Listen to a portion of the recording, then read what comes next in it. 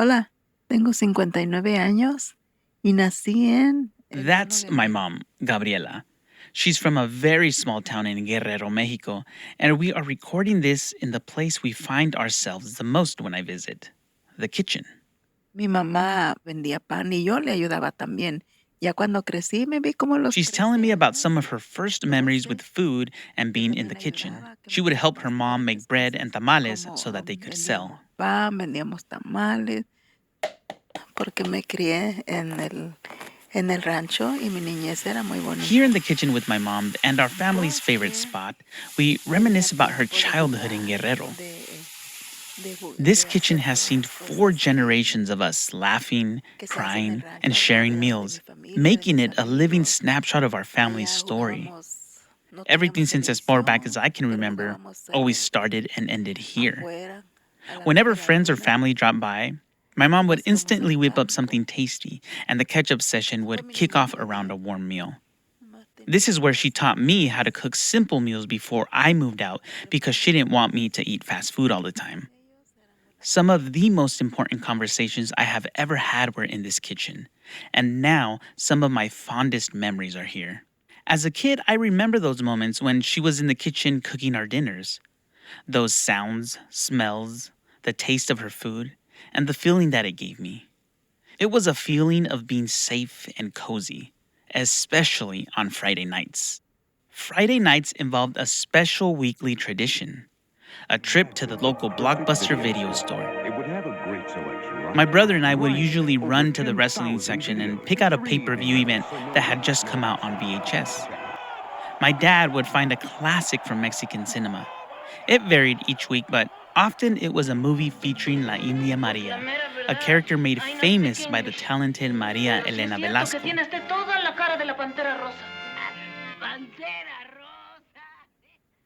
It was on these nights where I learned the phrase ni de aquí ni de allá, neither from here nor there, a movie title from one of her most famous films. And that phrase describes perfectly how life has been feeling lately. I'm Jaime Roque, a podcast producer at Getty, and welcome to ReCurrent, where we journey to understand and connect with our cultural heritage.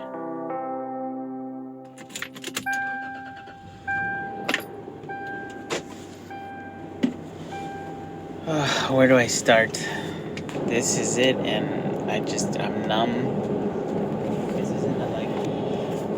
This is what I was feeling as I was driving to be by my mom's side for her final moments. She was a cornerstone of our family. The person you called when you were having a bad day. The person you called when you needed advice on tough life decisions. And that person that just made everything all right.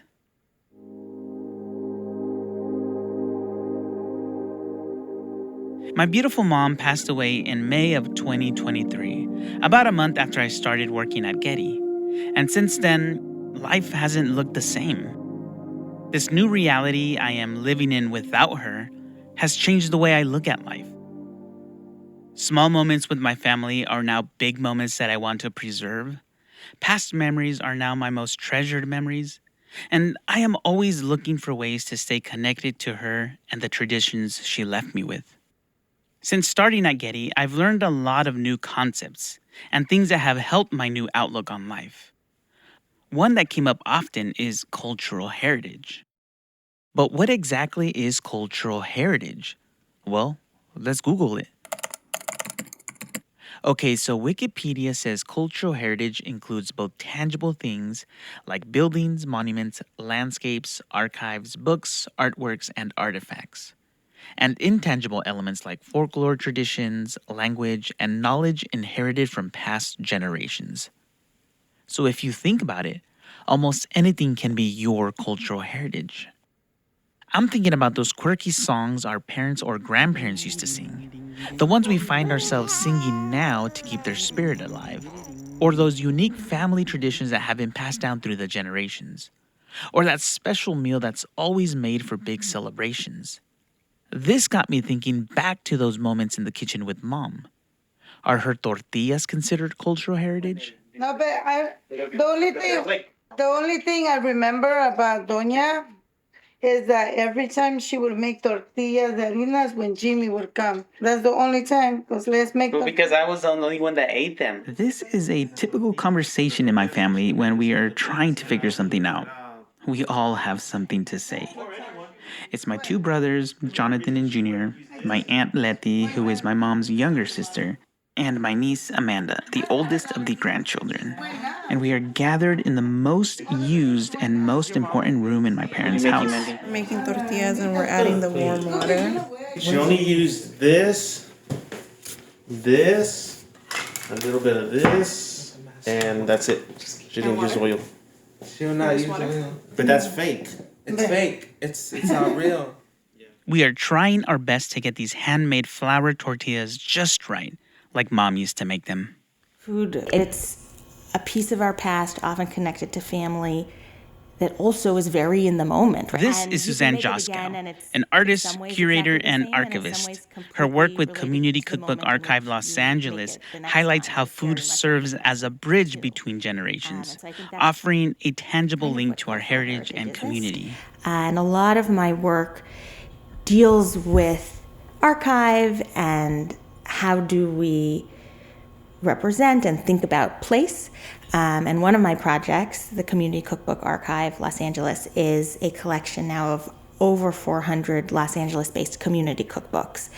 And so community cookbooks specifically are cookbooks from, at least as I have defined them for this project, are cookbooks from a collective audience. They are usually not from professional chefs. They are compiled by organizations where home cooks from that group have contributed recipes.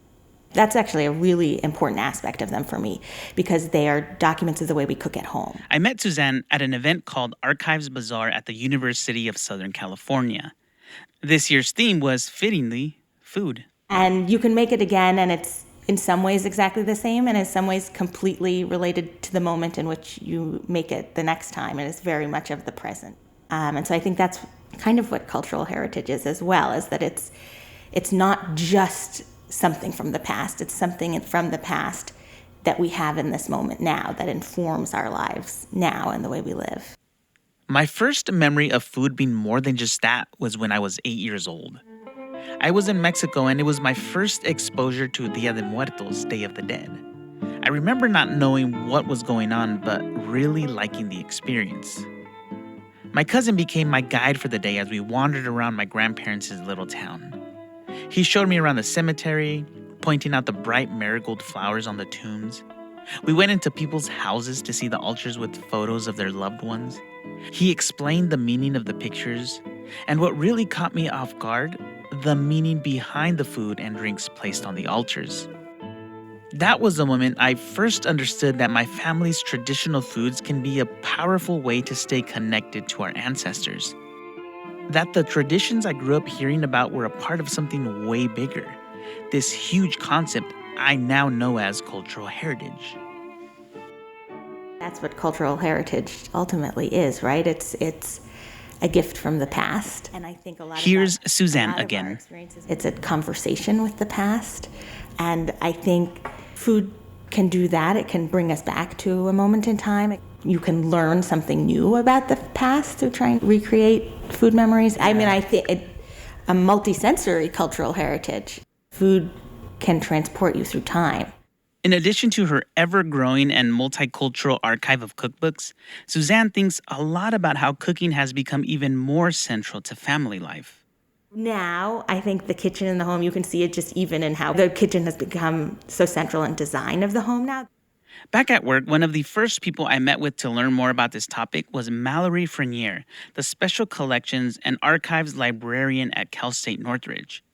She also curated the Eating the Archives exhibition there, about how food is related to cultural practice and community memory, and where we can see these links in Cal State Northridge's archives.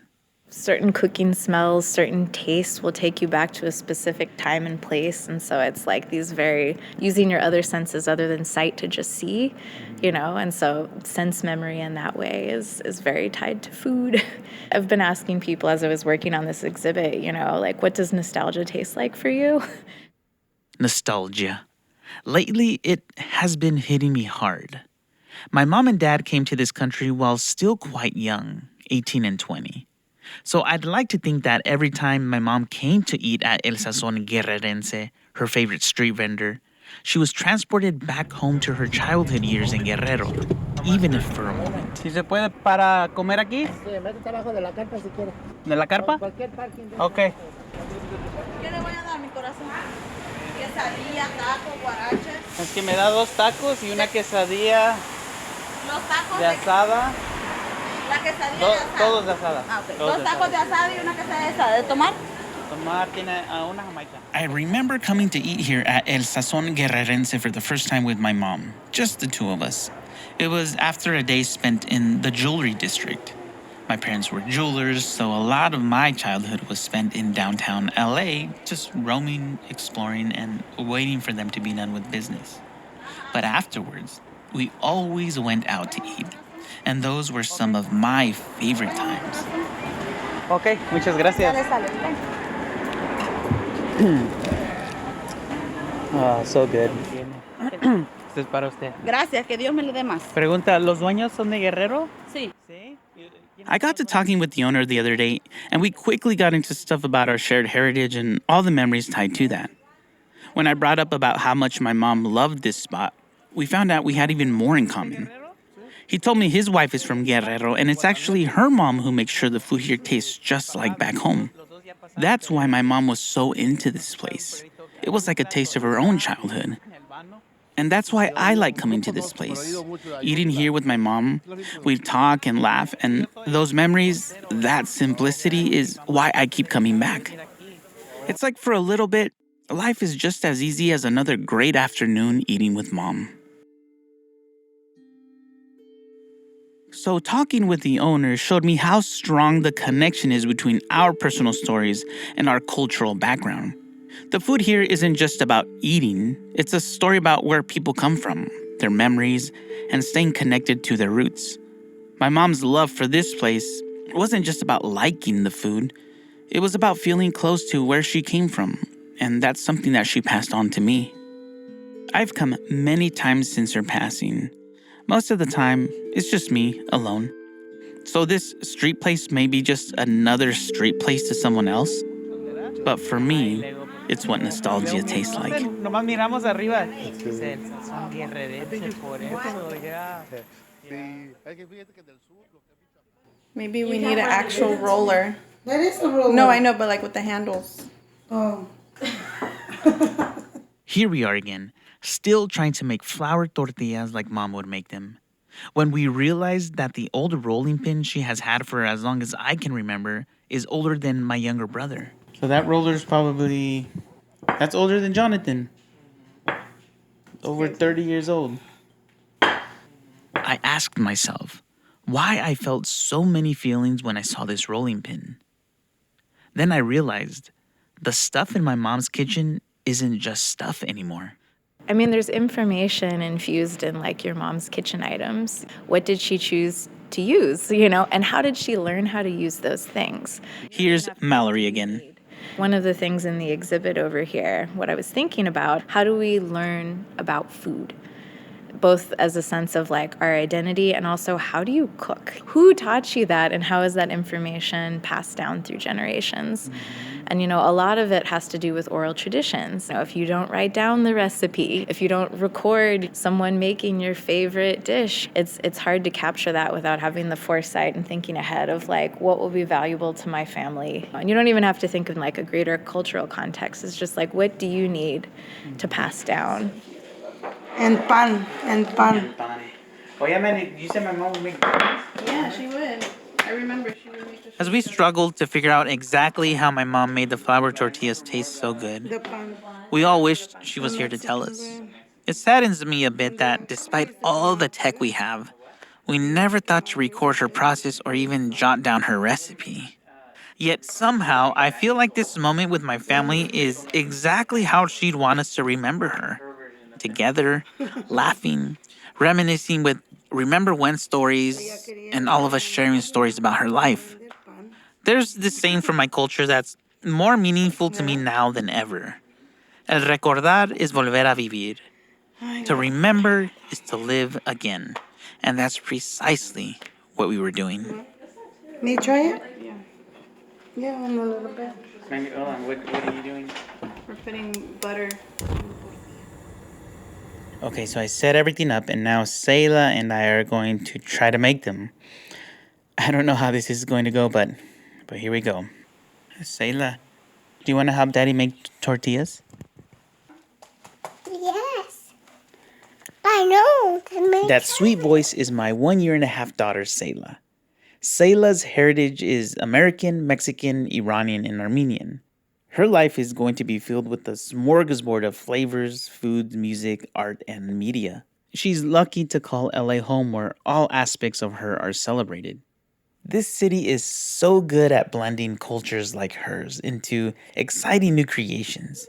Sayla, are you ready? Ready. I know Sayla isn't going to remember this moment, but I will. It's now a core memory for me, a memory that I will hold in my heart forever. Sayla's time with my mom was really short, less than a year. And when I think about it, it does make me sad.